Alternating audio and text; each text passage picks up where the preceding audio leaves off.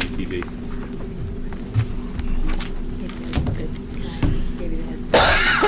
Okay. Good evening, everyone. We will call this meeting to order. If everyone would please rise and join Mrs. Moran in the pledge, please.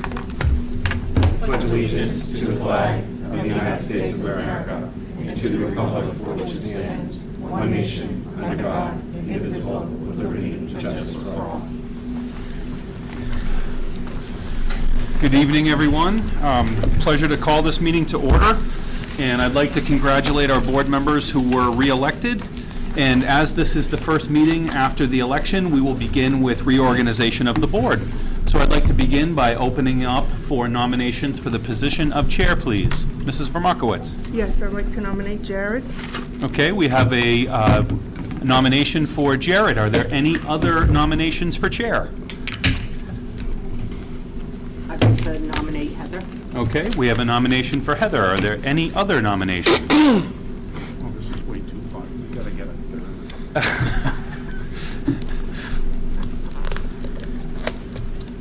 Okay, so we have two, and we are looking for a plurality of the votes.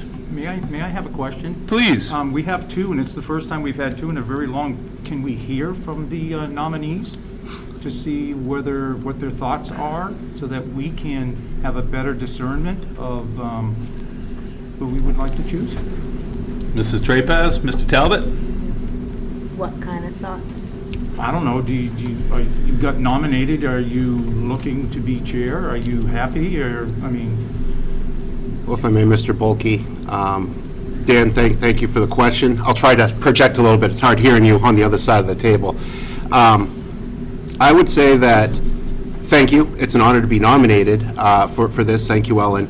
I think that last year we had a great year with the board. The year before that, I thought we had a great year. I'm happy with the consistency that we had with all of our members being re-elected. I would look to Ellen to potentially provide additional context, but from a chair perspective, I think that we've done well. I think that our meetings have run a little bit long.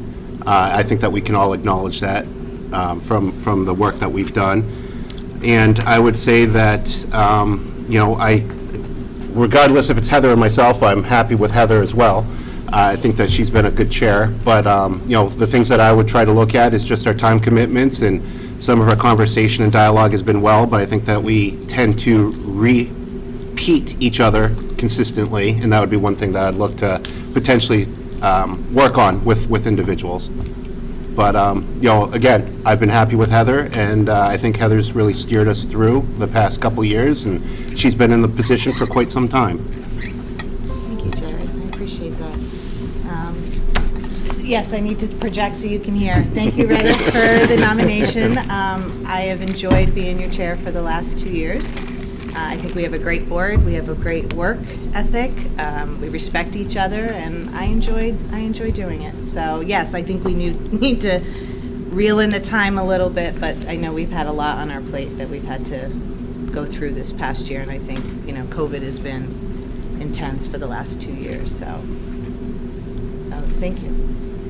Thank you. Any other thoughts, questions, comments before we move into the voting? All right, now, Mr. Cloutier, this one's a little trickier than normal. Normally, it's just a pretty simple, straightforward plurality of the vote, but I'm thinking I'm doing the same thing with a plurality for each of them. Interesting word choice. I think basically is you just say who chooses this particular candidate and who wants to vote for that particular candidate, and you add them up. And whoever gets more votes becomes chair. Okay.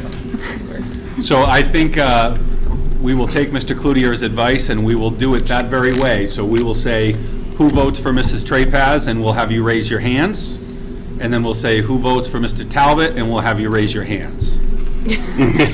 Come on, Dan, don't do that to me. One hand. Okay, so those in support of Heather, please raise your hands. So 1, 2, 3, 4, 5. Those in support of Mr. Talbot, please raise your hands. Okay, 1, 2. So I think I will be happy to hand the gavel over to Mrs. Trapaz. Thank you, everybody, I appreciate it. For the record, I believe it was 6 votes for Mrs. Trapaz, but it was Heather, Retta, Ginny, Terry, Shane, and Dan. Because there's 8 of us, right? Yeah. Yeah. So it should add up to. So which one is Six. Well, 62? you don't have to vote, like when you go behind the curtain, And you don't one- have to fill in the oval. So if someone did not fill in One, the what do you oval. call it? Abstain. No, there's no abstain. I believe it It's was not a 6. motion. Okay. Because when you Six. go into Six, the, two. I I'm gotcha, sorry, the gotcha. day job gets to me. When you go into the booth and you see a question you Got don't it. want to answer, you don't say Got it. abstain. Well, actually, we do see that sometimes, but So now we count. need to have a nomination for vice chair. So do we have a nomination for vice chair? I will Ginny. make the nomination to Oh. Jerry. If I Okay, didn't, I'm so- sorry, I can't hear you from here. The thing is still on and we have to keep it on. so. All right, so Ginny had, Retta McGregor. No. Oh, Retta Chapter. I'm so sorry. what's your maiden name? No. That's Your a mother's last name. All right, so we Yeah, but had Not yet. a nomination from Ginny for Retta, and then Dan. I would like to nominate Jared for vice chair. All right, so we have 2 again. So do you want to do the same thing? Yes. All right, so Retta, go ahead. Unless, if I may. Yes. Retta would like to speak to her nomination. Well, that's what I was gonna have. Oh, sorry. Yeah. Yeah, I'm Go ahead. fine. So, again, I mean, this is kind of nice that we have people that want to do the job. It's been really great to be able to do this job. I think I would have declined if I were nominated for the chair because it's a lot of work. But what I found really useful is being able to talk ahead with the chair and really, kind of talk about the agenda. And I think that's one of the things that I appreciate, being able to participate and not just be here when there are not meetings. So that's it. Go ahead, Jerry. I think I've made my statements already, so I don't think there's anything to add. All right, thank you. All right, so I guess we'll do the same thing as we just did. So hands up for Retta. Who votes yes for Retta? Put your hands up. 1, 2, 3, 4. And for Jared, we're going to be 1, 2, 3, 4. We are tied. So now we'll. If I may, Ms. Chair, I believe the policy is that you would appoint the vice have to chair, appoint. but though we have been voting on the vice chair, so Which policy would that be? I'm trying to remember, I'm not specific with numbers, but I believe that Well, is let's the look at policy. all letters. Yeah, that's why I can't remember, I'm a numbers guy, not a letters guy. I don't think there's an appointment. I think- But I believe it's under the B section. Okay. BDB, BDA, I'm looking at it now. BDA is not it, that's the ethics, BDA is the board organizational meeting, yeah. board officers. BDB, chairperson, vice chair. No, that just says, it doesn't say, it should be in the organization, not the officers.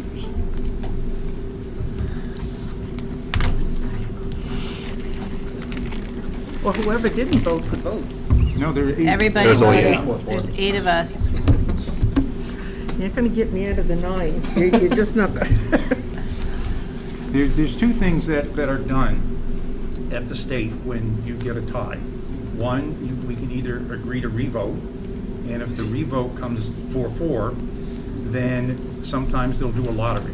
You put numbers in a bag, and not just 2 numbers, but a bag, and whoever pulls out either the higher number or the lower number, whichever is decided, becomes the vice chair. I mean, there's a number of ways it can be done. Did you find it? I don't Yeah, see so it here. it's, policy BDB talks about the officers of the school board shall be chairperson and vice chairperson. The officers shall be elected at the annual organizational meeting to serve until the next annual organizational meeting or until a successor is elected.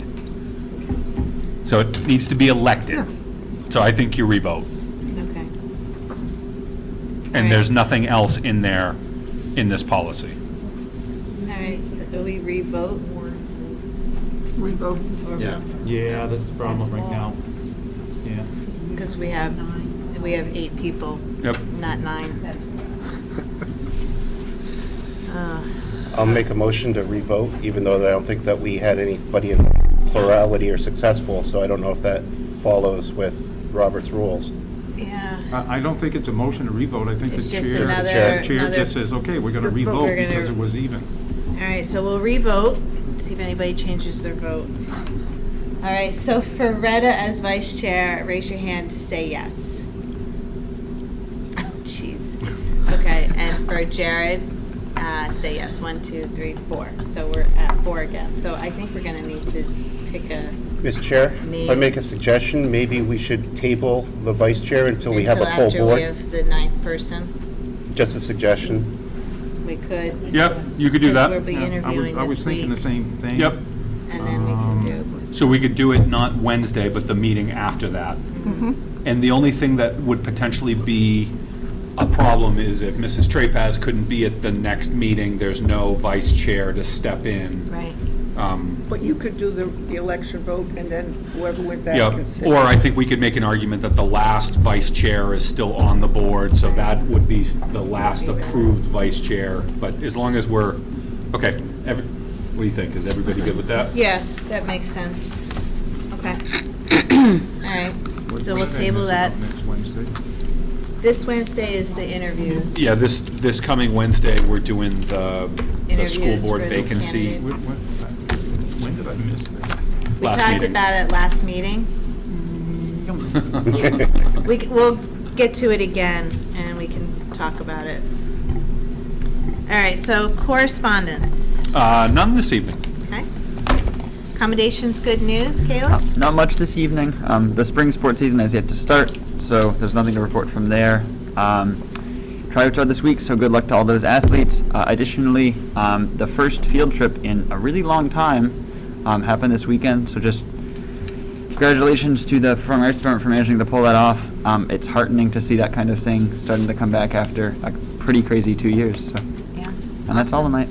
Thank you, Caleb. Anyone else? Accommodations, good news? Go ahead, Jared. Just a thank you to the voters for passing our teacher contract. I think that that was huge, and I do want to send a shout out that it passed overwhelmingly. So I don't think that this was given, I think this was earned, and I think our voters definitely recognize that. Yeah, thank you, Jared. Anyone else? All right, public comment?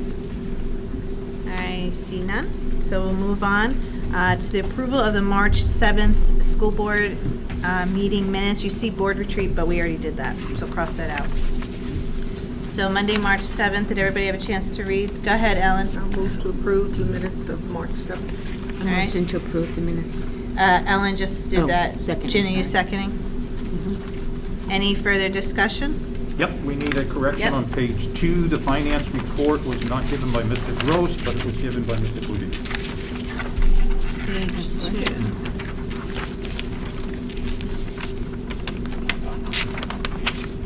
Oh, okay. At the top where it says finance report. Right, you were Oh, there. yes, I see. You were there. So Dan. All right. Anything else? All right, so Ellen, you change your motion to fix that amendment? Absolutely. All right. Ginny, you second? Yes. All right. Any other discussion? All right, seeing none, all those in favor, raise your hand, yay?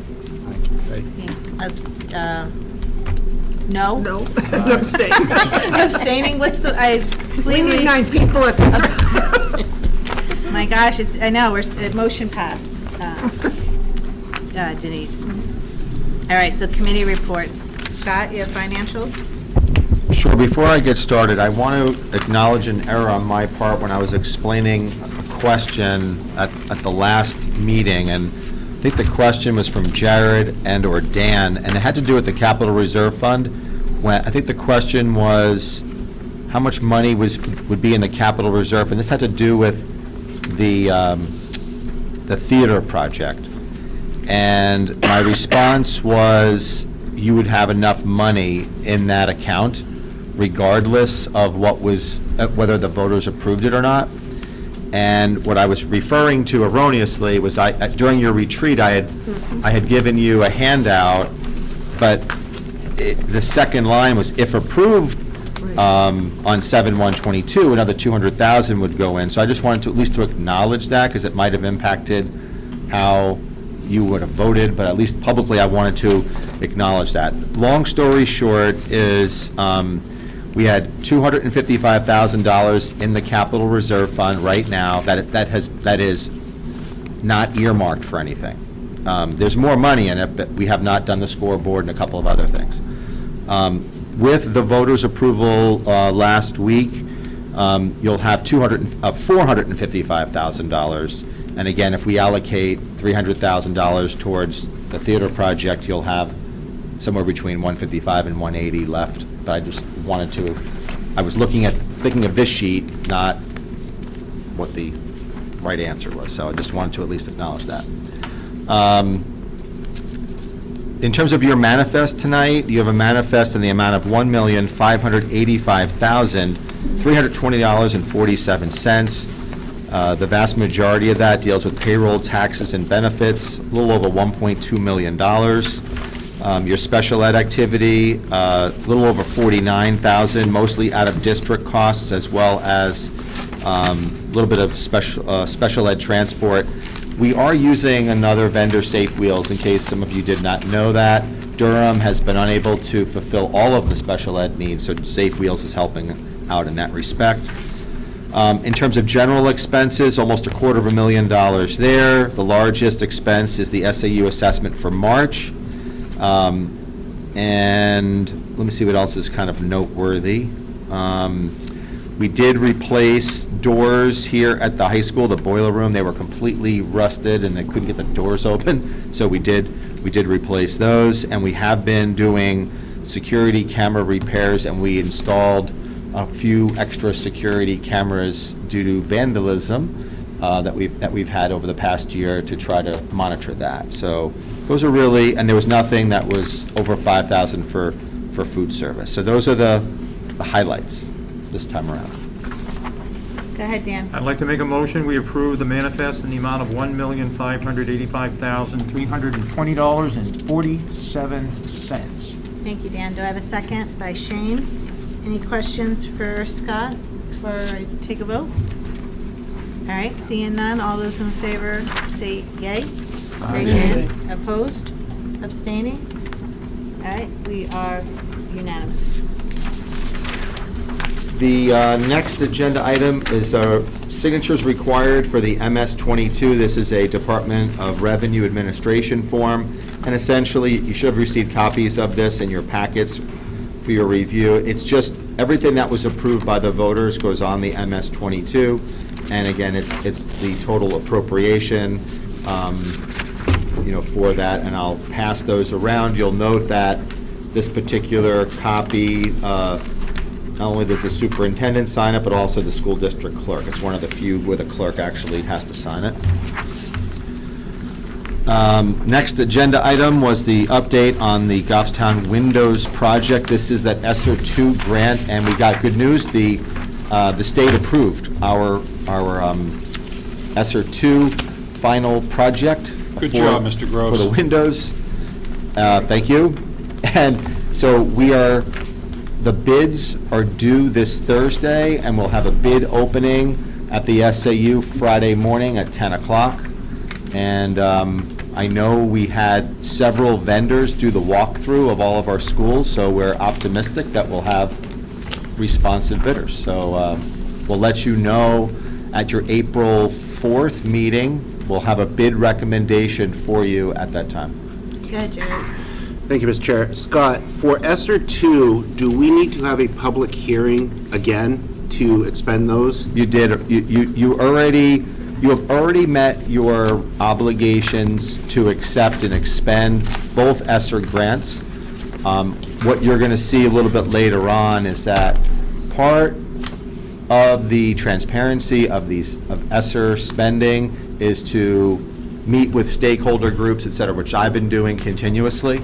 But it's also for the board to talk about it at least every 6 months as to kind of like what you're doing, et cetera. So, but you've already held your public hearing in order to accept and expend those funds. Thank you. All right, thanks, Jared. And that's all I have. All right.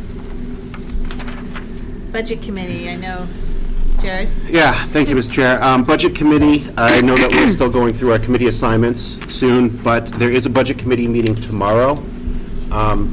And though, Ms. Chair, I'm currently listed as a person, I will not be able to attend, so I'm going to ask that my former alternate, Ellen, Yep.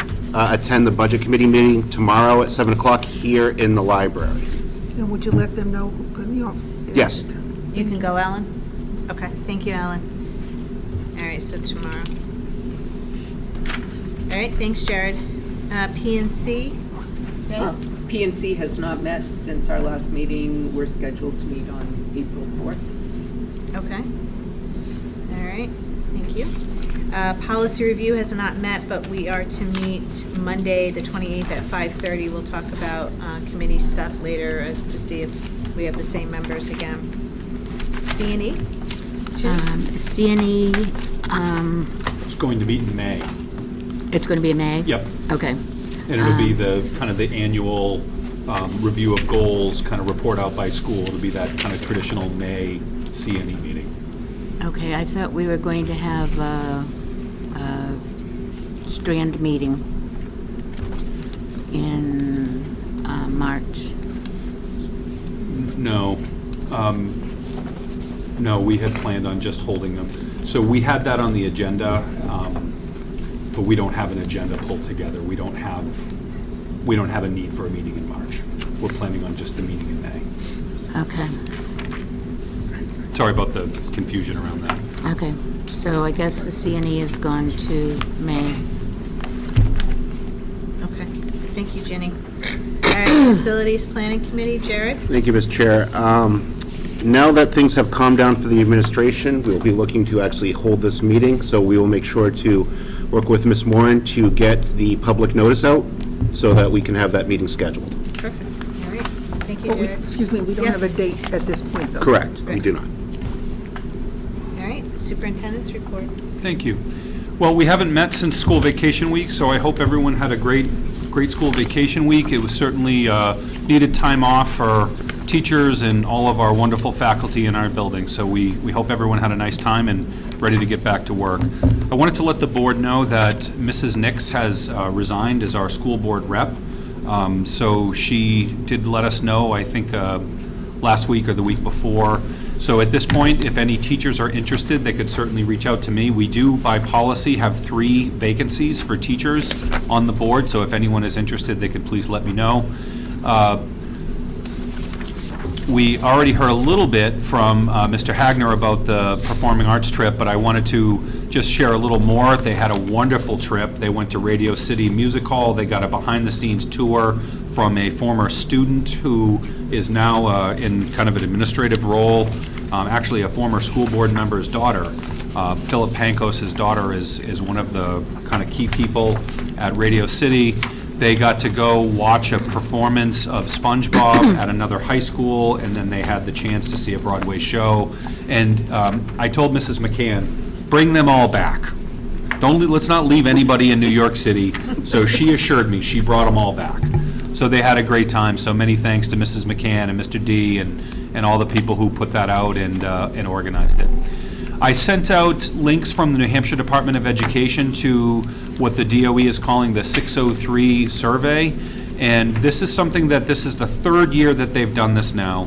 And this survey serves two purposes. The first being that we're required to do a special education survey. It's something called Indicator 8.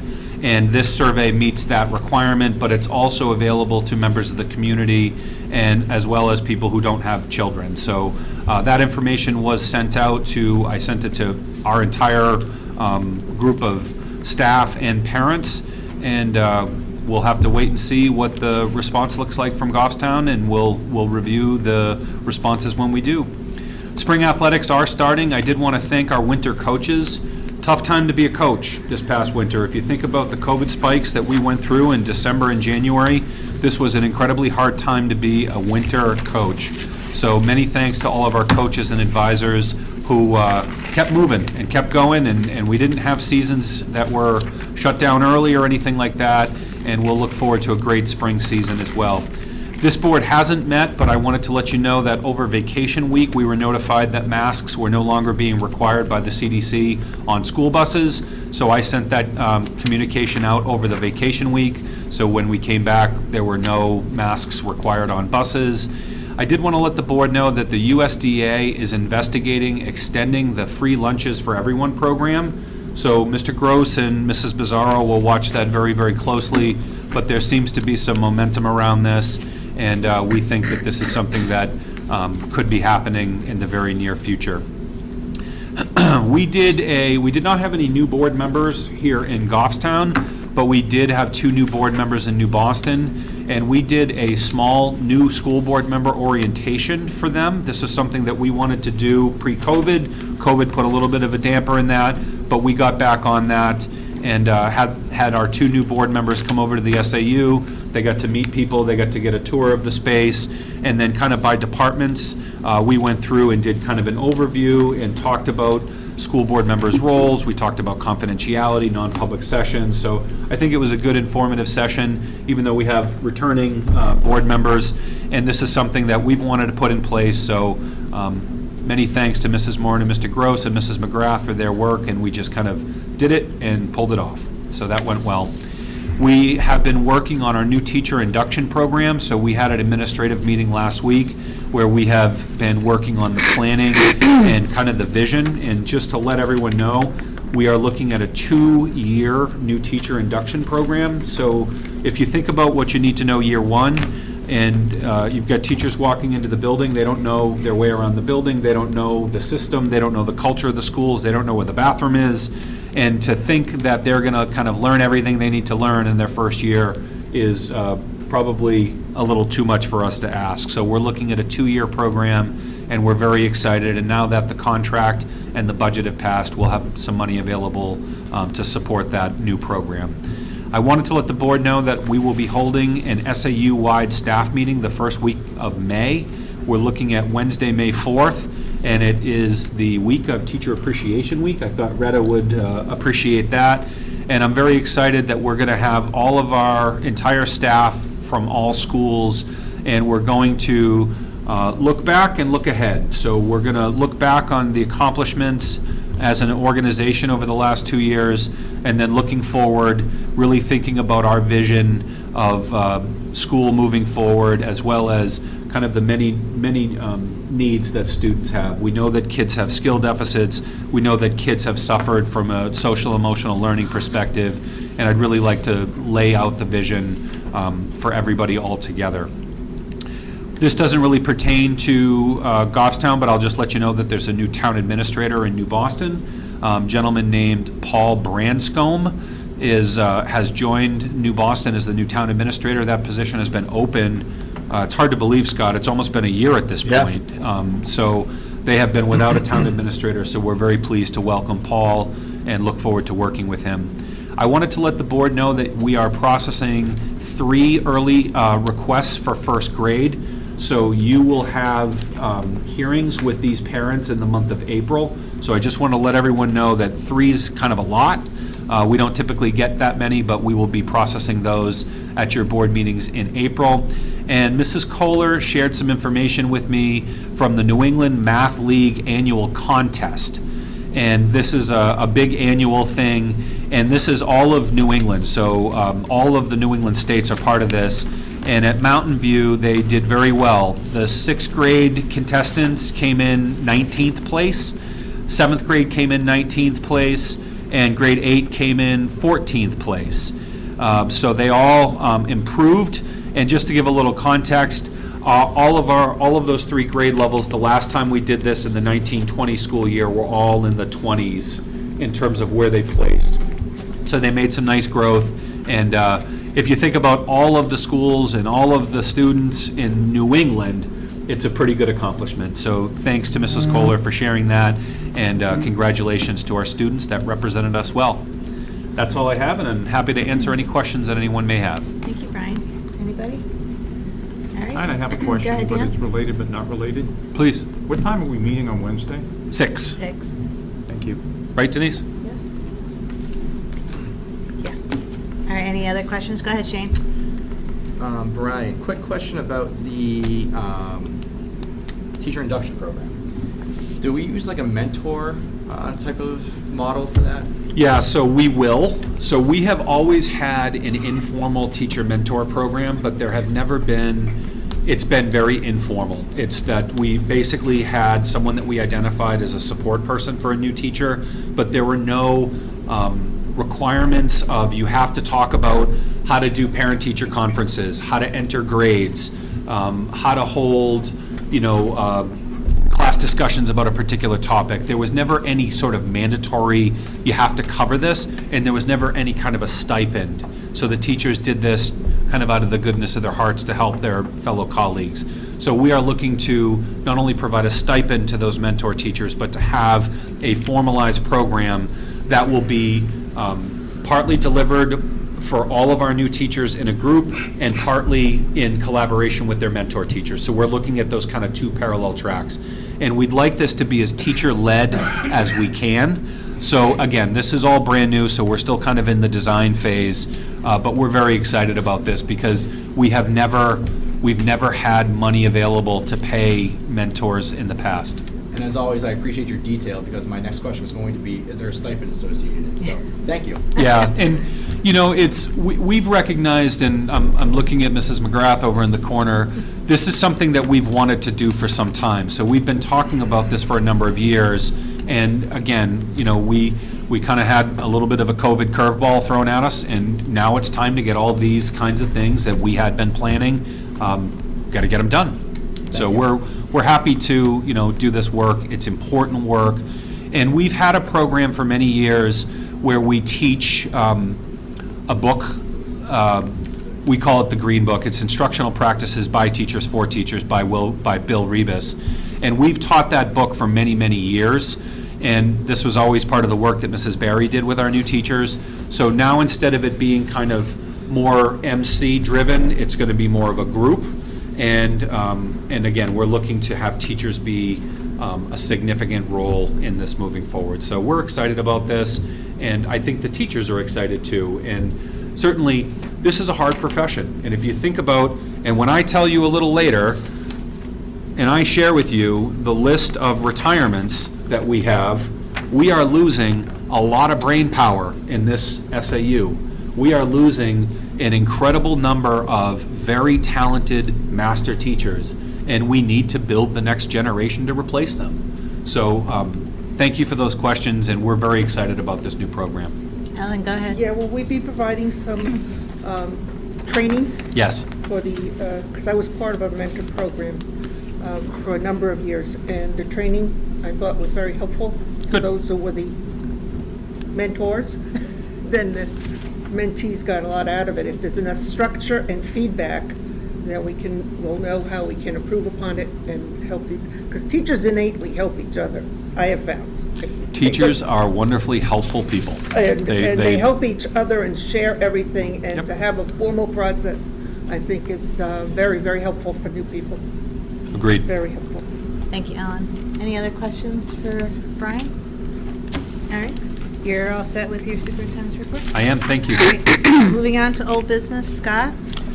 Sure. I wanted to speak to the board a little bit about two items that will require a public hearing on April 4th. The first one has to deal with the health trust refund, and I know we've chatted about that at your retreat, but I did want to kind of go over this one more time, again, for transparency purposes, and again, I'll do it for the public hearing in a couple of weeks, but for those in the audience, due to the fact that there was less claims experience, again, less people going to the doctor, less people having surgeries during COVID-19, Health Trust refunded over $440,000 to the Goffstown School District. Not only was it Goffstown, but New Boston received a refund as well as all of their other members. They're not allowed to keep a significant surplus. There was issues with their predecessor, LGC, and therefore they refund any large or significant surpluses. So that's what happened the last couple of years. So that being the case, I presented you, and you have it in your package tonight, a list of CIP-related items for the board's consideration. You have already taken action on the pickup truck with the plow that's already been purchased. And I'll just read the items that are being proposed. One of them is the Bartlett Media Computer Lab replacement, and Steve Bourget was able to get an estimate for that. That's $35,000. Maple Avenue Playground Equipment replacement, and that includes the removal of the existing structure. That's $35,000 as well. The Glen Lake door frame replacement, and that includes the alarm work, because we have to disconnect and then reconnect the alarm. There's wires in those door frames. That number is going to come down, more like $25,000, so just so you know that. Drainage by the metal shop, I need an updated quote from Randy on that one. We have it earmarked as $35,000. There was some work done prior. There is a drainage pipe that goes there, so you have to connect to that drainage pipe. This is behind the school. Seal coating and line striping of all schools. Randy and Dawn did the RFP, and I think that's coming in either this week or next, so we'll have costing on that. They did a walkthrough last week. Yep. $80,000 there. A salt shed, that needs a quote, but I talked to Alan Brown, who's the road agent in New Boston, who built a salt, he has done these before. He feels that that's more than adequate for that project. Heating controls, the creation of that, we do have that revised quote from Stantec, and that is $50,000, but that also includes oversight of the project. So the actual heating controls, RFP creation, and all of the engineering that has to get done. The reason why it's not just creating the RFP, they actually have to go into each of those buildings, because we don't have plans on a lot of these heating systems, so they actually have to redo that piece. And then lastly is a district-wide portable radio project. And this one we're working with the town on. So for those of you who don't know, the town also received an ESSER-type grant, almost $2 million, and they're going to be upgrading their entire communication system in the town of Goffstown. That includes putting up new towers, and we're trying to see if we can piggyback off their system. In doing so, the nice part about that is that $55,000 quote that we have right now puts repeaters in our schools, with the exception of Glen Lake School, but it doesn't give us interoperability between all schools, and it doesn't always give us interoperability with police, fire, and DPW. If we piggyback off the town's project, we're going to be able to have that interoperability where you can go to different channels and everybody is on the same system. So that's ideal, and we would also be allowed to communicate in between schools. So if Brian wanted to get on a walkie-talkie, he could just go in any type of channel and speak to any school at any time, which is, for a safety perspective, it's pretty good. But we're not going to know till probably, I talked to the deputy fire chief, he said probably late May as to what that cost will be.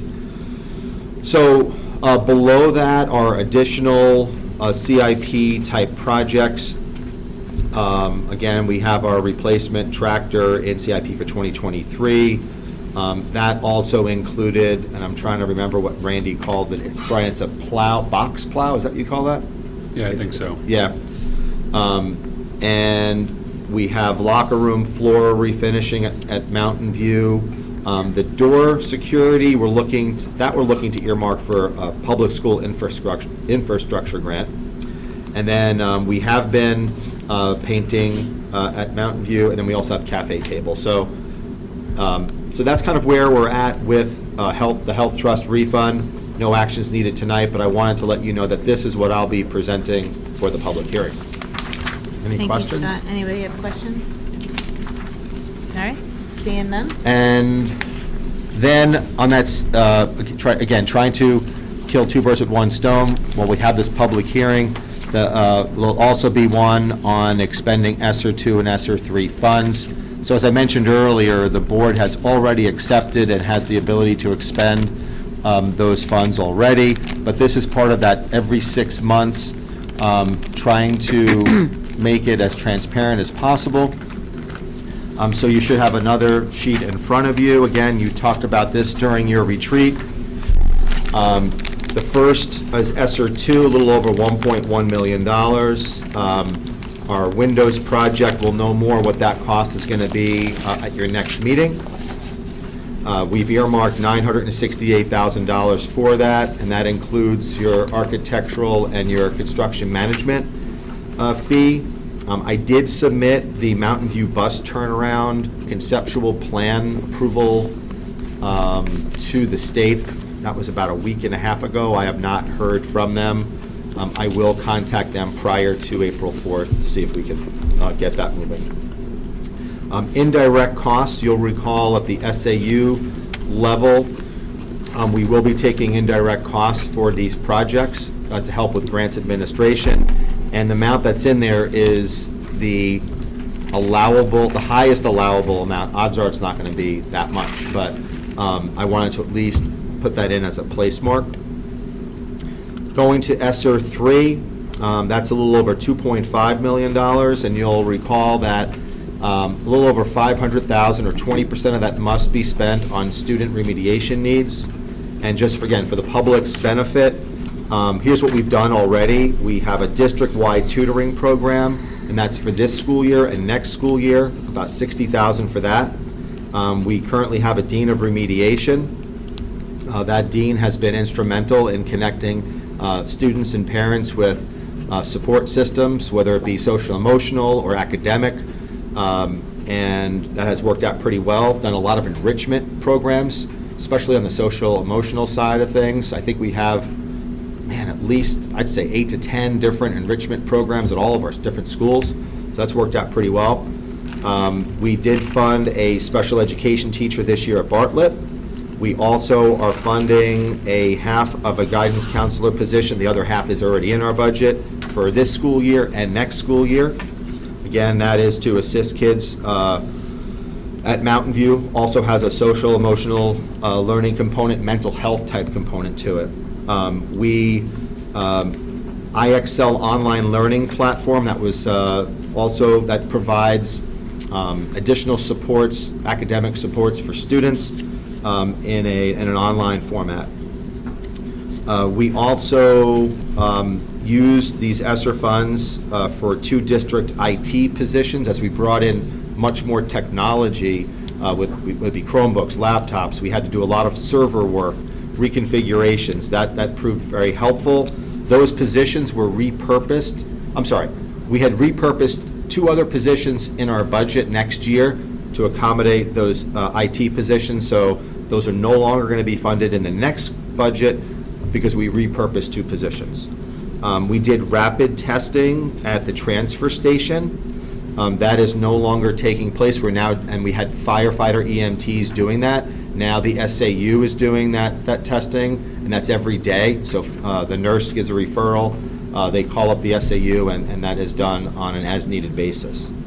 Both the learning management system and the Kaltura video software, the Schoology product, that's a little over $100,000 that we spent there. And there's training that's ongoing as we, right now with staff, and there'll be continued training. And that's really more of a one-stop shopping for our curriculum materials. There'll be videos embedded in that, and so far very optimistic about that. The next few, we've talked about the Ghs Turf Field. This is a $1 million project. There is also a gentleman who is committed to donating up to $500,000 to also fund this project, as well as impact fees. And again, the Department of Education has given their conceptual plan approval on this one. So we have a conceptual plan approval on the turf field. We do not have it yet on the bus turnaround, and we have final approval on the windows. So just so you know, there are multiple steps. The first is this an allowable expense under the grant? That's called your conceptual plan approval. So we got that for the windows, we got that for the turf field, we have not yet gotten it for the bus turnaround. Then there is what's called final approval, and that's when you have all of your, really all of your drawings, engineering, et cetera. You need that before you get final approval, and we did that on the windows project, we just got that last week. And if we proceed with these other projects, those same due diligence will be needed to get final approval.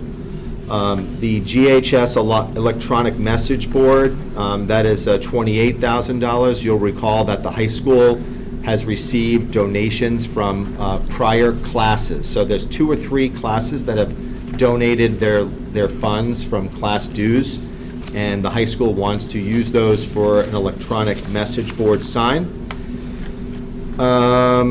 Once again, I put in indirect costs.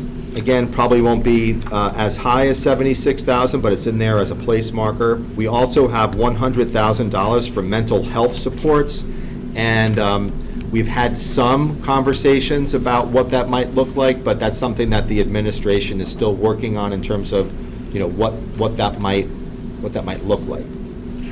And then lastly, we're looking at a new math curriculum or a new math program. We've earmarked $400,000 for that. The superintendent did mention that he's having staff do some research, you know, on those types of programs. So that's ESSER 3, and you'll note that with that we have about $300,000 unaccounted for, and then there are 3 items that are potentials for that would be heating controls, an air handler replacement, and then Maple Avenue doors. So the Maple Avenue doors might come off because I just talked with Dawn Tabor today. I think we only have 2 or 3 more doors left, so that number is not 50, now it's down to 30. It was on our CIP, but we've been steadily knocking that off. So that number will come down a little bit. To the far right of your page, we also received what's called an ARP ESSER IDEA grant. This is more for special education. And in that particular grant, the administration is looking to fund the 2nd year of the Bartlett SPED teacher. We're also looking at SPED consultations, iPad purchases, workshops, and then stipends for teachers. And then again, that is with direct involvement with students. So as you can see from this, and I'll present it again during the public hearing, this is more or less the game plan roadmap. Nothing is set in stone per se, but this is what we're looking at. Thank you, Scott. Ellen, go ahead. Just real quick, and you may have said it, Scott, and I just missed it. What type of things, because it's over 100,000, are the, what do you call it, indirect costs cover? So indirect costs are what's called your grant administration.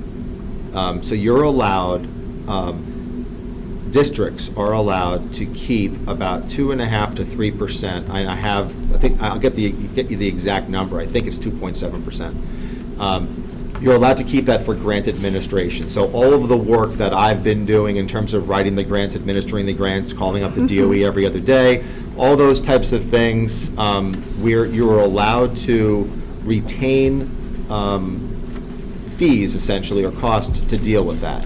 So as you'll recall, in the SAU budget, we put in a part-time accounts payable person to help us kind of deal with the next 2 years of all the projects and all the grant activity and the management of that.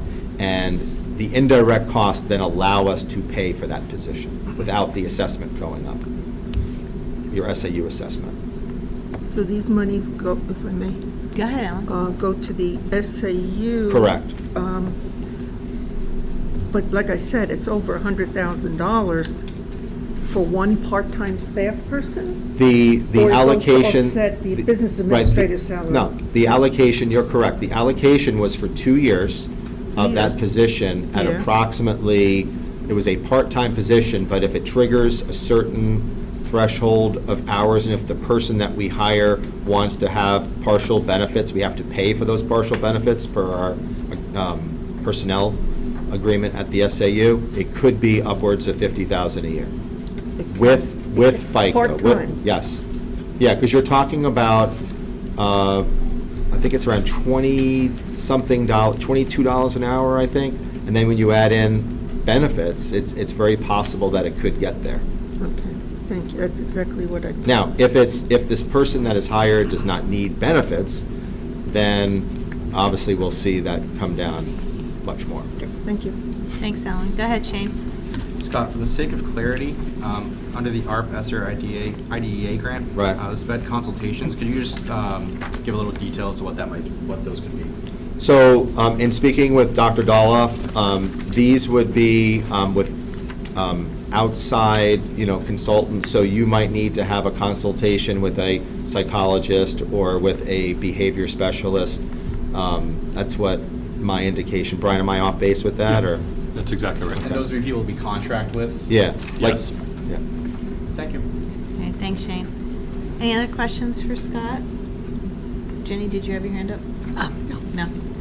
All right, So it'll be a little bit redundant in 2 weeks. right. But I also should let you know that in the meantime, I met with the Maple Avenue PFT group, and I went over the same thing. I did the same exact presentation at the New Boston School Board meeting. Same thing. I did the same presentation at the Goffstown Parks and Rec Commission. So I'm trying to,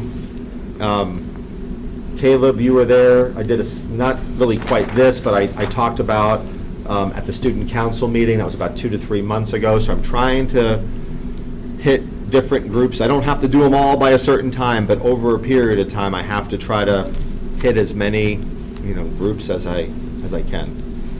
Great. Do you have another question? Go ahead, Oh, Ellen. just, I know you're trying to get to everybody. I would think it might be very important to get to the Mountain View staff and parents because of that work we're looking to be doing up there, big Right. safety issue.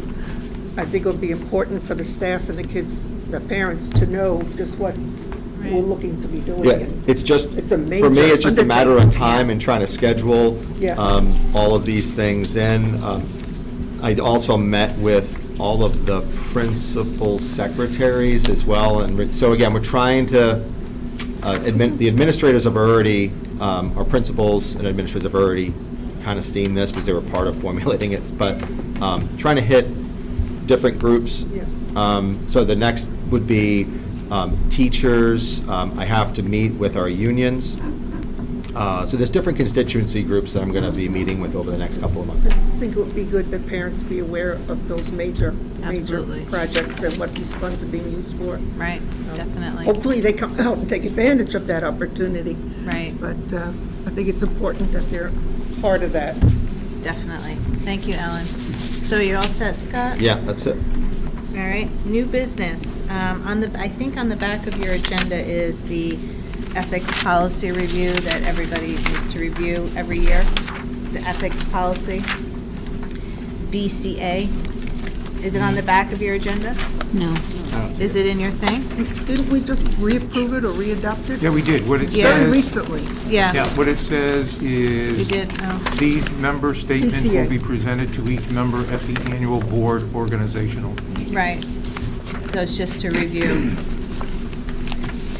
All right, the next is the draft committee assignments. So I think Denise, did you send out what everybody was on last year?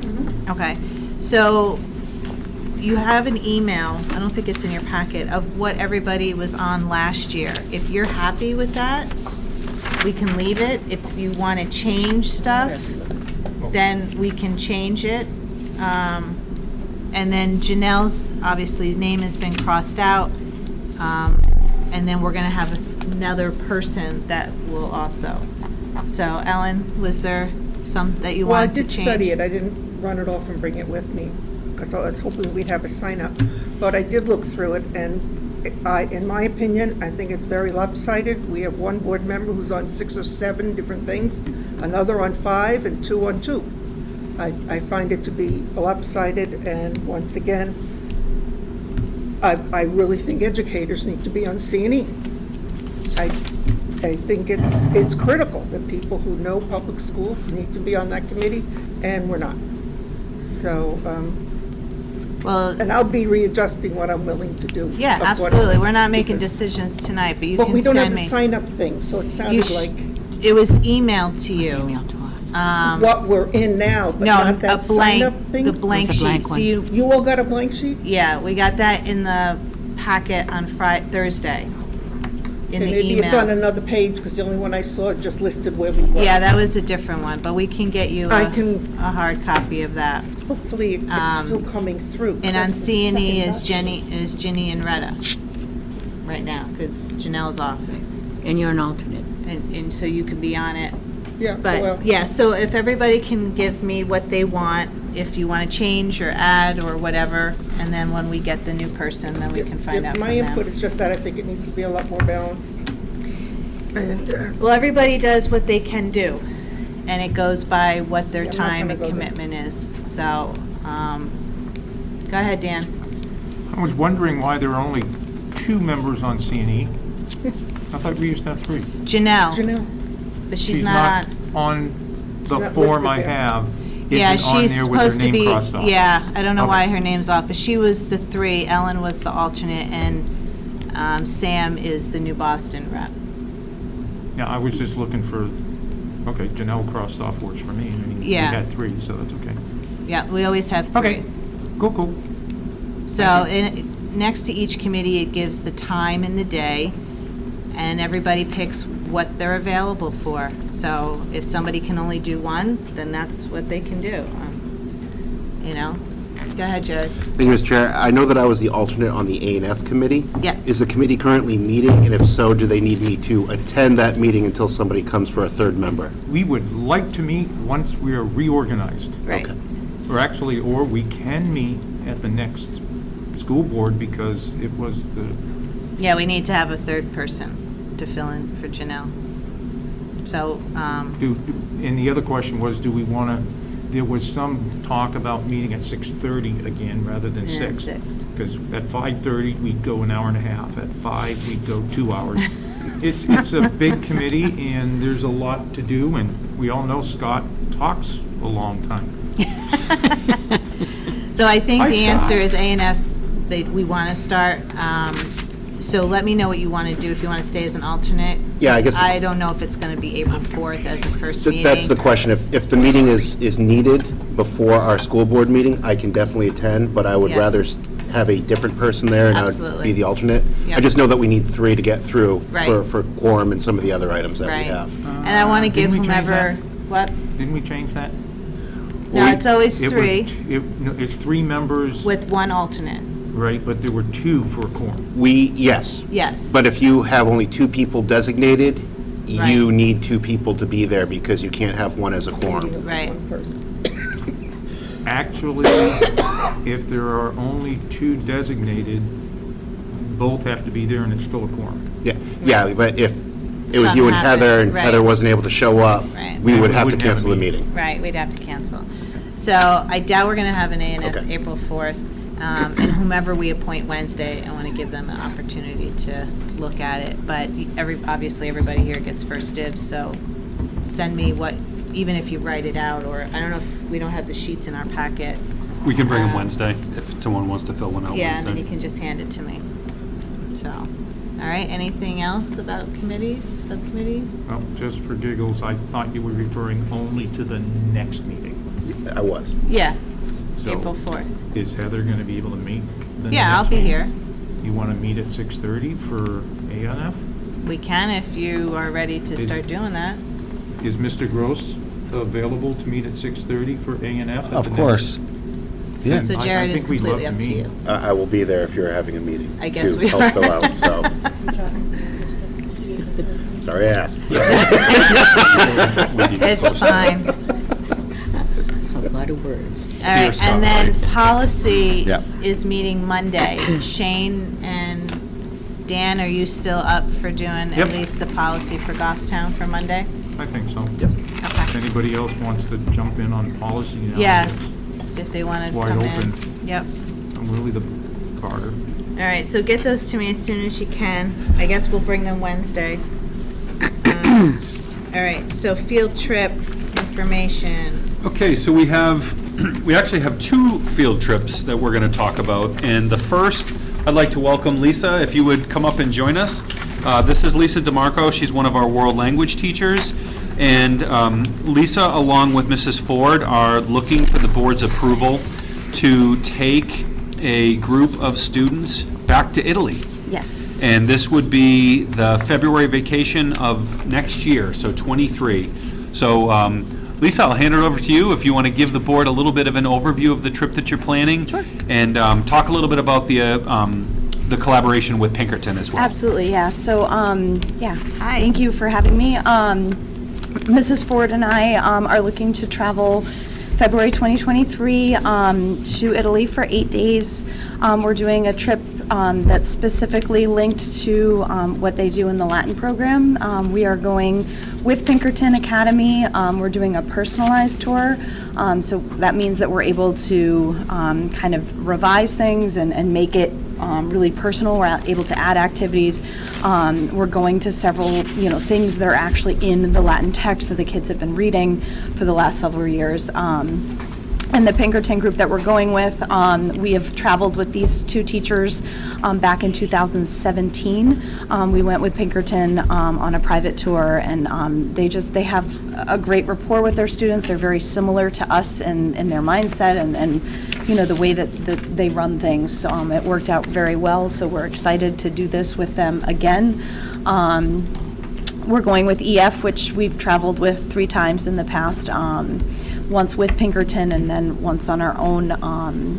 We went with EF and we were paired with Londonderry, and we're just really happy to offer this to students, especially after the last year and a half. I'm trying to think what else I want to tell you.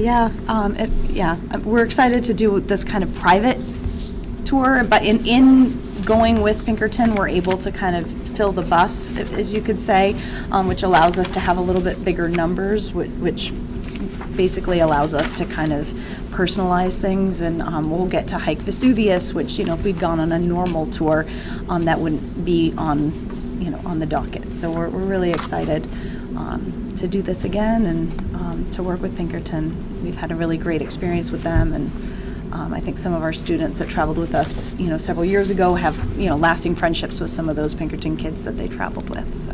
Awesome. Ellen, go ahead. You have any Yeah, questions? I got, back when Kathy Sargent was doing these trips for the high school many years ago, okay? Yeah. I had the privilege of going, when I was on the board back then, on 2 or 3 of these trips. Oh, wow. And they are phenomenal. Yes, Absolutely, they're fast. yes. Don't think I could keep up today.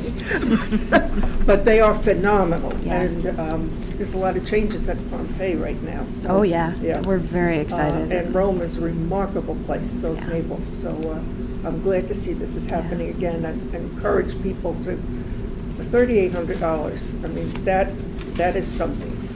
Yeah, So, we've worked really hard to try to keep it. Very worthwhile for kids, and I don't know how many chaperones or parents or whatever you're taking, but it's very, very worthwhile. It's a wonderful trip for the kids. Absolutely. And the kids on each of the trips I went on were absolutely awesome. Awesome kids. It's a great So experience. for them. I think I have shared with the board, every time we've had a trip like this come up, I fully support this. I think that kids can learn an incredible amount from traveling. There's a big world out there that a lot of kids have not had the opportunity to see, so this is a wonderful chance. EF runs great trips. I'm complete confidence in our chaperones. The collaboration with Pinkerton is a great thing, so this would have my absolute full blessing and support. Any questions from anyone? Do we need a motion or anything We to do. approve it? Yep. Dan? I just have one question. It looks a lot like the one we approved 3 years ago, Yeah? or 4 years ago. Yes, Yeah. it's, That happened. yes, Probably the same. this is very similar to what we did in 2017 with Pinkerton. And again, the reason is because it's based on a Latin, interest. So we're going to a lot of the obviously important sites for the kids learn in their Latin class, like Pompeii. We did remove a couple things that we had done and replace them. We're going to Baiae this year, which is, I'm not the Latin teacher, I teach Italian as well as Spanish, so, but anyway, Baiae is the birthplace of certain things in their Latin text that they read about, and so the teachers wanted to make sure that we got to Baiae this time, so we're going to Baiae this time, but we're not going to Herculaneum, so there's little things, but for the most part, the basics of it is what we did back in 2017 with Pinkerton. Has it So- been that long? That's when that I trip know. was. Yeah, yeah, That was a while. it's Yeah. crazy. Just one Yeah. final question from me, Sure. which is, yes, I'll say it, the New York trip had medical provisions that you couldn't go if you weren't inoculated. Is that gone now for this? I believe that it is EF's policy that you do have to be vaccinated, so if that's what you're asking. Yes.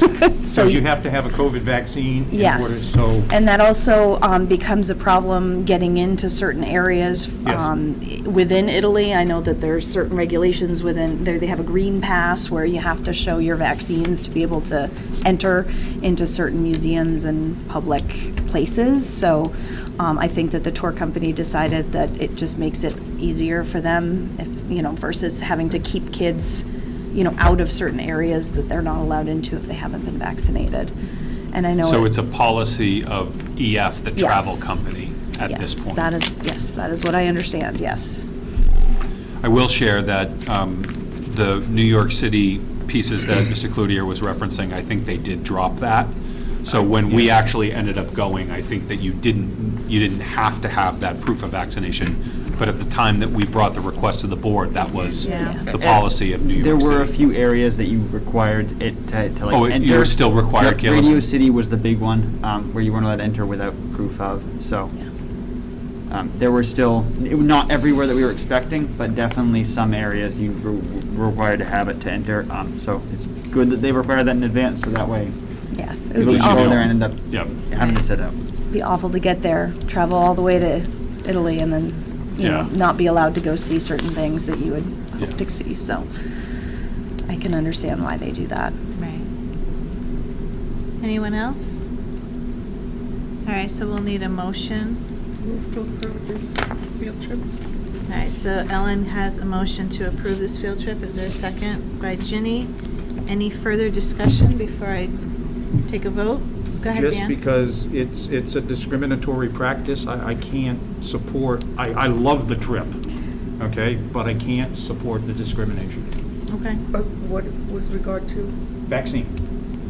So if you're not vaccinated, you can't go. That's discrimination, in my That's mind. true. Thank you, Dan. Thank you. Partially, it's a country thing as well. Yeah. Yeah. I just came back. You can't get in. I just came back. You can't get in without Understand. your vaccination. Understand? All right, so we have a motion. We have a second? We've had discussion. I'll take a vote. All those in favor, say yes with your hands up. Yes? Aye. 1, 2, 3, 4, 5. And no? No. 1, 2, 2. All right, so it does pass. 2 noes, 5 yeses. Wait, So you that guys can't are- be right. 6. I say, that's not right. Caleb, can you check the math? Oh my gosh, you're rubbing off on me. I know, sorry. It's contagious. All right. All right, thank you again. It was. Have a good trip. 6 yeses, 2 noes. Thank you, Lisa. Appreciate you being here. Thank you, Lisa. And the second overnight field trip request that we have, this is on behalf of Mr. O'Brien, one of our social studies teachers.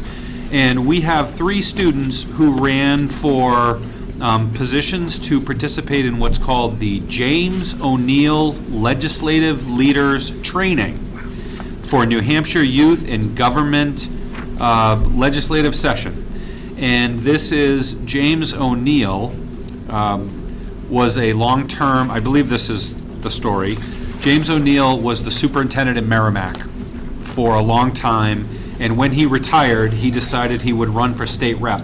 And he was a state rep for the town of Merrimack for many, many years, and I think this is what this is named after.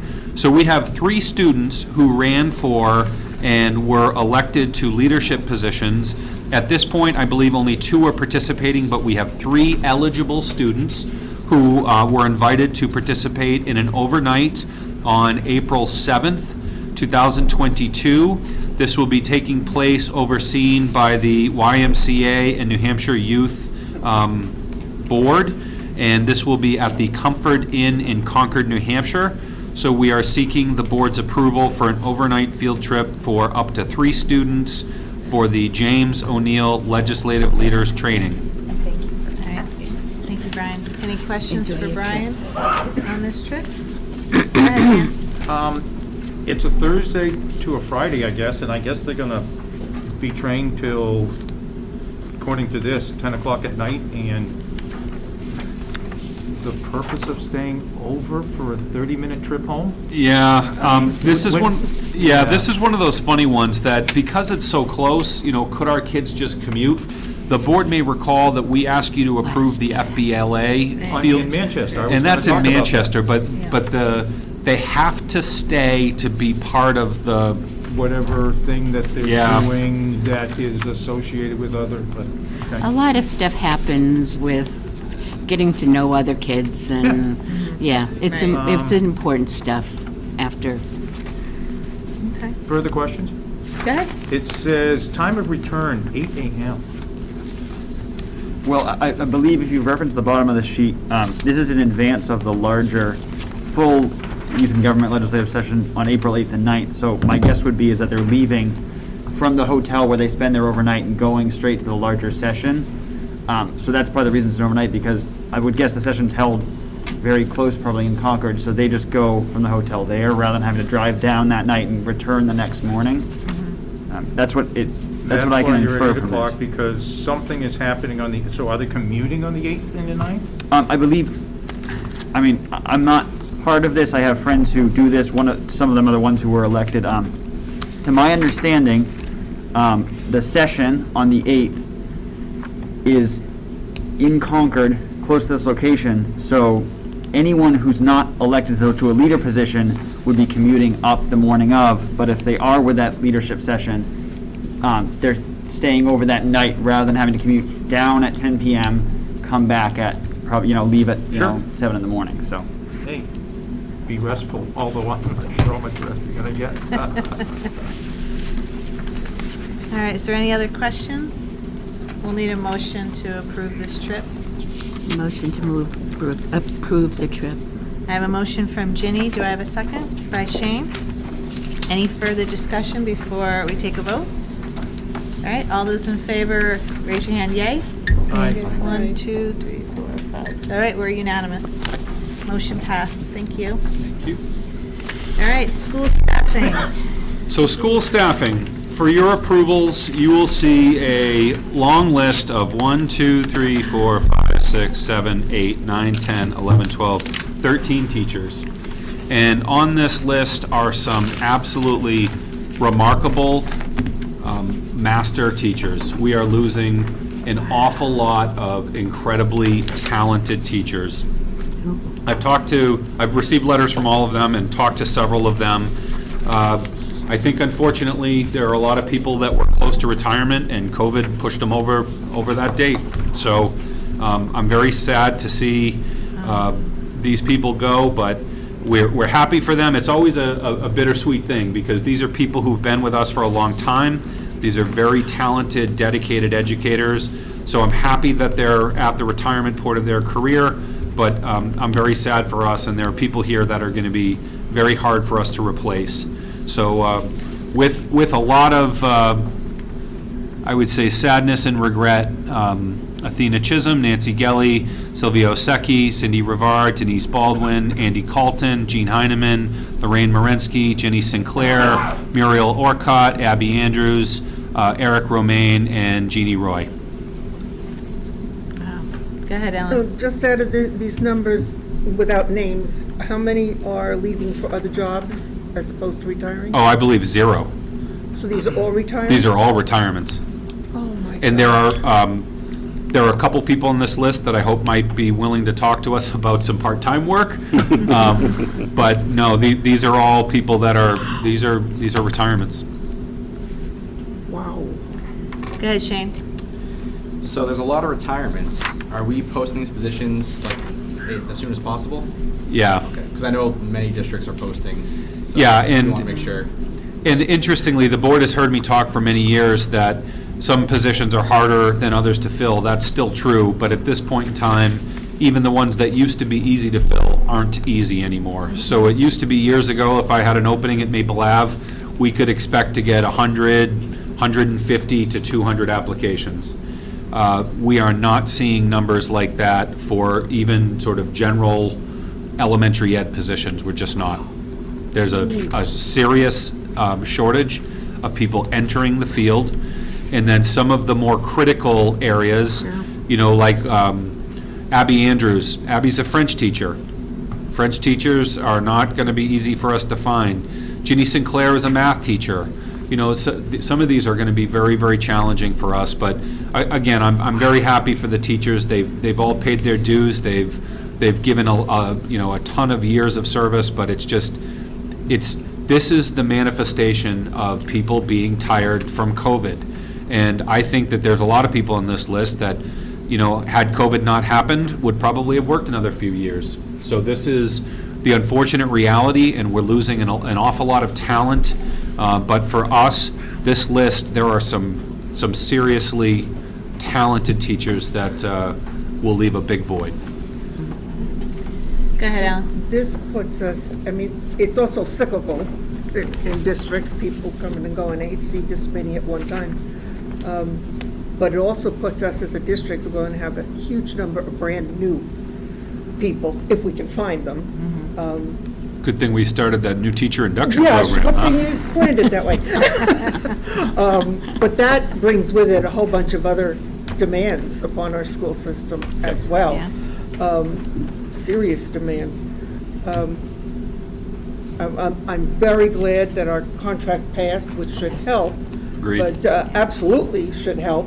But remember, we were trying to get to the 50th percentile of the benchmarking. Right. That's the middle, folks. And I don't think we quite reached there with everything. So, and the competition's going to be heavy to replace these people. Yeah. And many of them, except for the elementary, are specialized certs for subjects at the higher grade levels. So this is going to be some job. Agreed. But I thank you to all these people, and it's nice to know we're a district where people were willing to stay. Right. It's a good Yeah. thing. That speaks, I think, volumes for us. Absolutely. Thank you, Ellen. All right, so I'll need a motion to accept the teacher's retirement. I'll move it. Thank you, Ellen. And I have a second I'll second. by Shane. All those in favor, say aye. Opposed, abstaining, motion passed. Thank you. All right, And- so nominations. Yeah, for second sports. on your staffing sheet, so we have a number of nominations for, these are all of our spring athletics. And one thing I would just point out as we're looking at this, the lowercase n in parentheses indicates someone who is new to that position. And for this entire list of coaches, there are only 1, 2, 3, 4, there's only 5 new people on this list. And if you just think about how many coaches are listed here, 5 is an incredibly small number of turnover, and a fair number of these are volunteers. These are people who are giving their time, they're not getting paid, there's no stipend. So again, I would just like to extend my appreciation to all of our advisors and coaches listed on here on the staffing sheet. Why don't they get stipends? Because we only, so if you look at the list, Yeah? we have varsity baseball coach, that's a stipended position, varsity volunteer, varsity volunteer, varsity volunteer, those are unpaid. Those are people volunteering their time. Staff people? Combination, staff, some not staff, but, look down below. JV volunteer, softball volunteer, volleyball. I mean, there's a whole slew of these. We've got a lot of people that are giving an awful lot of their time and talents to this school district. Absolutely. I just feel like if those positions are needed, well, they should get a stipend too, but I'm grateful they're doing it. Yeah. Go ahead, And I Shane. can add a little context to that, Ellen. As I've coached before, a lot of times, you get the varsity coach, the junior varsity coach, and then you bring on people that you've worked with and youth sports, things like that, who just like doing it You know, I know some of these baseball volunteers have been in the baseball community for a long time, so they like doing it. Our athletics program is very well renowned, so I think that helps too. But you know, people are passionate about these sports and Yep. passionate about helping kids. I think it's great that we have people still who are willing to give their time and their Absolutely. talents For sure. to us. So I'll need a motion to accept the co-curricular sports nominations. Oh, Dan, sorry, go ahead. Did you have a question? Or? I did. Can you remind me what the letter T after the name is? The T is a transfer, meaning they were a coach for us in some other, some other capacity, some Thank other you. sport. I'll move approval. Okay, so a motion by Ellen. Do I have a second? By Shane. All right, do vote. All those in favor, aye. Aye. Opposed, abstaining, and motion passed. So the co-curriculars coach is not returning. We don't need to. We don't need to take any action on that. That's just informational. Okay. So other business that may legally come before the meeting. Go ahead, Dan. There is a bill that passed the House, and I think it's going to the Senate, that redefines what a default budget would be. Oh, yeah. And I haven't dissected it too much, but it's a little concerning because it redefines, it still says the way we've been doing it is the proper way, which is take the appropriation that you had that was last passed by the people. This adds new language that says, okay, well, take that, but you also must reduce the default budget if you reduced the budget that you proposed to the people to pass. The concerning part is the way we've been rearranging our budgets potentially to put them back in line with what we want. So if we do that and some part gets beefed up and another part gets dropped down, if the budget fails, then the default budget is actually the appropriation from the previous year, but the new part where you brought down not only is the old part where you got to drop the budget down a little more. I haven't dissected, I haven't actually done the formulas, but it's an interesting, I have no idea why Do you it have has a number? legs. Mr. Gross and I were talking about this very bill this morning. Yeah. Scott shares a similar concern over this, and unfortunately, I know that last week, the House Ed Committee heard 75 bills that had to do with schools. So the volume is hard to keep up with, but this is one that Scott is sufficiently concerned about for that very reason, Dan. But this is also one that the School Boards Association, I believe, wasn't taking any position on. So we've got some concerns about this one. Scott, you want to add anything to that? Do you remember the number? Yeah, the number. I don't. I mean, there was two or three that I thought were concerning, and unfortunately, you know, I belong to an association, and I get briefed by the New Hampshire School Administrators Association, every once in a while, the New Hampshire School Boards Association, and that didn't even hit the radar. And to think that they didn't follow that bill is just kind of concerns me. I mean, I know that there was 75 to 100 of these things, but the other thing that I wanted to throw out there for this board to think about strongly is their legislative activity impacts our bottom line in such an incredible way. And I know that I made that with 14, 17, right? Said it like 10 times. Maybe 20. But yet, I think this board needs to take more of an active position.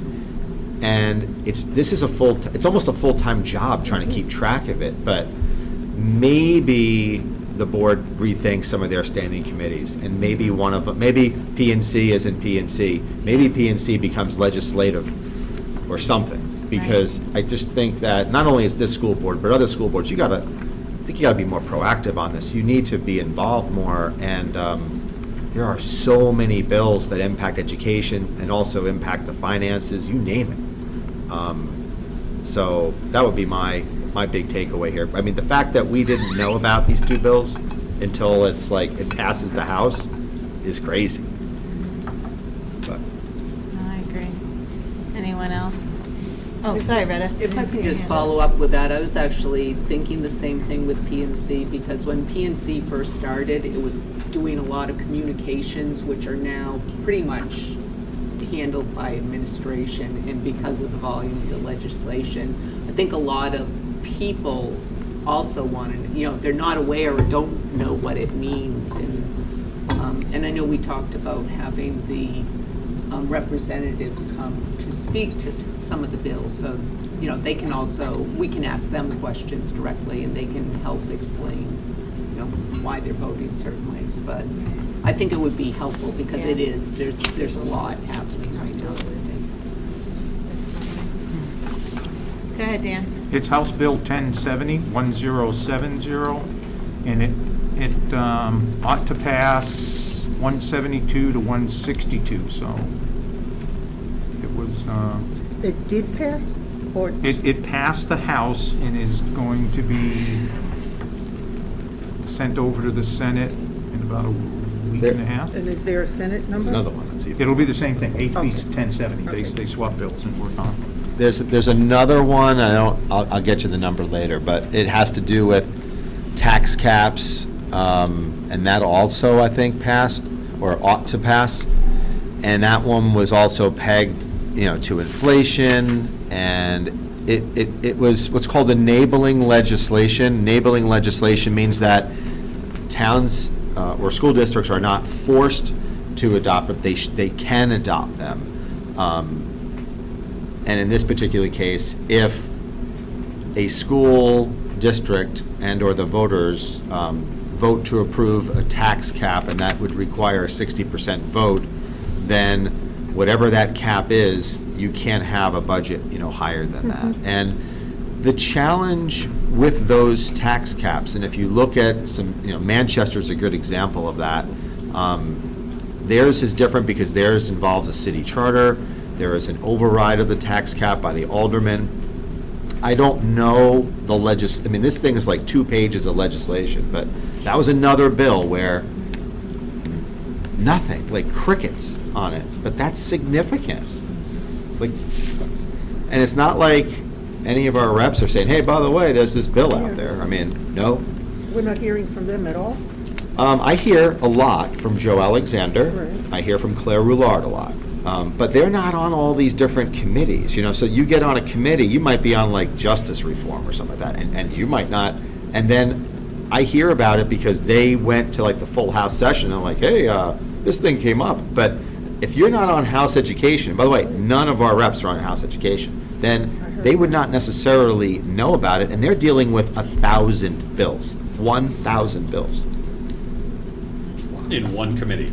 No, in the whole legislative session, but, so, the entire legislative session usually has over 1,000 bills to it, and not all the bills come out of committee, but in education, there was like Hundreds. 75 or 100 bills came out of committee. There was 75 last week. Yeah, it's just In 1 week. unprecedented number. All right. Anything else? Go ahead, Yeah, just for Dan. giggles, as we go through it, it says, less any reduction to an appropriation governing body made in the proposed operating budget.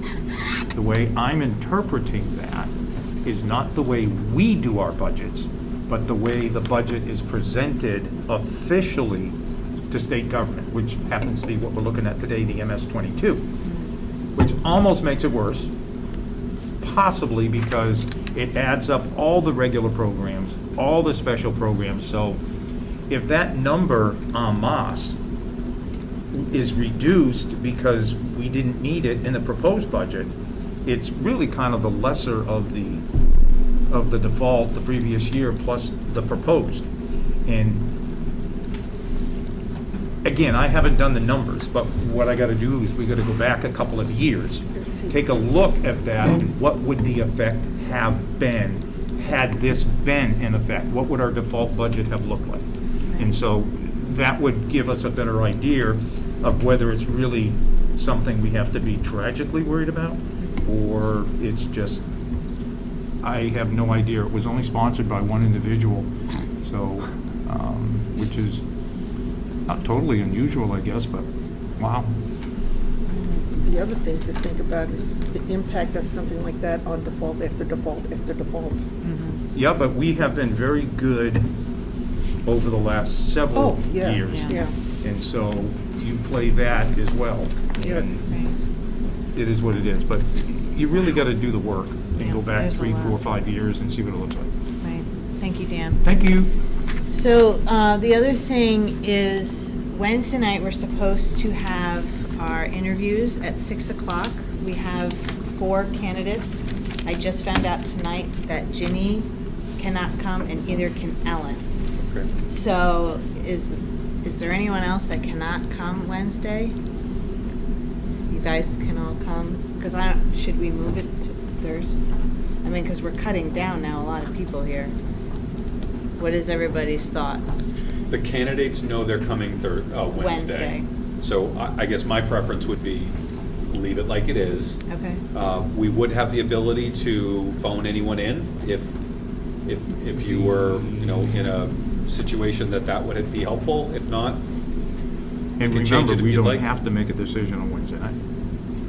that's true. You could just meet the candidates, listen to them, ask questions, and you could defer your deliberations. On April 4th. To non-public. You could. And it would be April 4th. non-public Yeah, because it these would are be. not members of the board yet. Right. Yeah, Right. it's hiring. Yeah. Technically, it's hiring. Yep. So you could hold the interviews Wednesday. and then wait on the non-public to make the decision until Ellen Which is and Ginny are April back. 4th. The next board meeting, April 4th. So the only thing that would mean is you wouldn't select the members and get them sworn in that same night. You Right. could. Well, I guess you could. I mean, they'd all kind of have to be They'd all ready. be here and then three Right, of they'd them have to would be be here leaving. and be ready to be sworn in. Right, and that, I don't think that's necessarily fair to the other 3. Yeah, I think that's hard. I would agree. to So in do. which case, you probably wait to have that board member seated until the subsequent Right. meeting. And the board members that aren't going to be here won't be here to see the interviews or hear the questions unless you watched it on GTV. So what is everybody's thoughts? Because we're already down one board member. We need to appoint someone to get on committees and stuff. Go ahead, Shane. I just have a question, just for clarification. That's the only item on Wednesday night, correct? Yes, that is the only item. So so we have the packets to hand out tonight, right, at the end of the meeting? Are we still doing that?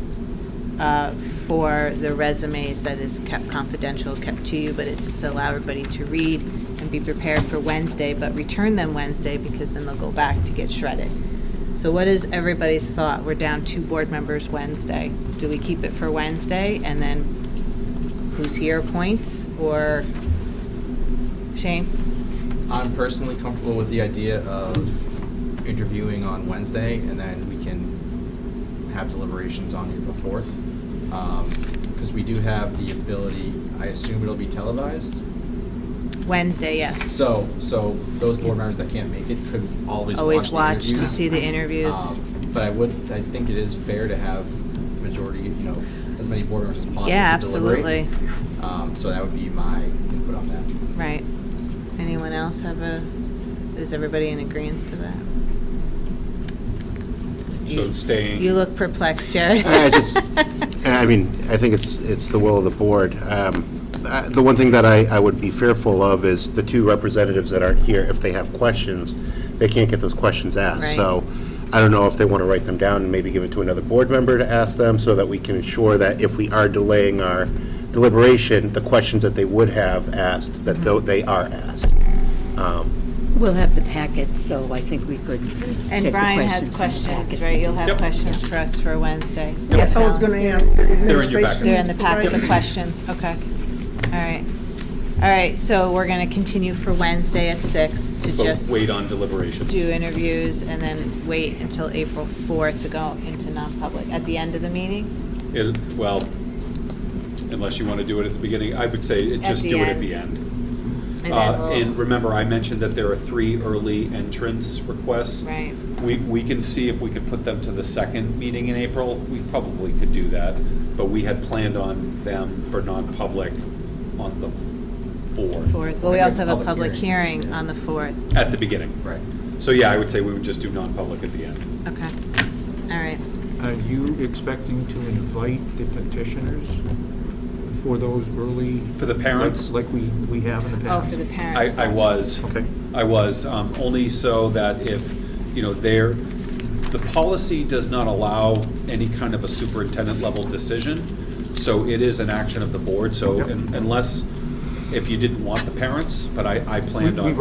We've had them always before, I think. Yeah. They came in and. I think it makes sense. did their case. And remember, they're asking for their child to come to first grade early, Right. and we don't necessarily know these kids. Right. So I can't speak about their children. So we would want them. So that'd be the second meeting in April. I think we can. Because April 4th, we have we have the Which public thing? hearing, and then now we're Yeah, gonna have to do this. I think we could put them off till the second. I think that'll work. Okay. The second meeting in April. There's no policy that's telling us when to do this. I'll double check. There's a timeline in the policy for appeal of decisions, but I don't think that, I think that we're good within the timeline. I think that second meeting of April should be fine. Go ahead, Ellen. With these, we haven't had this in a couple of years, I don't think, the requests for early entrance. Yeah, it's kind of Do we make sure that the parents have provided the evaluations and the preschool or That's daycare? all in process. All that is, Yep. comes in with it, and so we have the Yep. data. It's all part of it. Yeah. Yeah. Okay. All right, so we do have non-public. Is there anything else before we go into non-public? Okay. We'll move to go in. Yep, so I'm gonna I need a motion to go into non-public under RSA 91-A: 3, 2C, matters which, if discussed in public, would likely affect adversely the reputation of any person other than a member of the public body itself, unless such person requests an open meeting. This exemption shall extend to any application for assistance or tax abatement or waiver of a fee, fine, or other levy if based on inability to pay or poverty of the applicant. So moved. By Ellen, do I have a second? Yes. By Terry? Yeah. All right, I'll do roll call. Retta? Yes. Ginny? Yes. Jared? Yes. Terry? Yes. Shane? Yes. Ellen? Yes. Dan? Yes. And Heather, yes. So we are in non-public, but GTV has to break Yep, down. we'll just give them a couple minutes.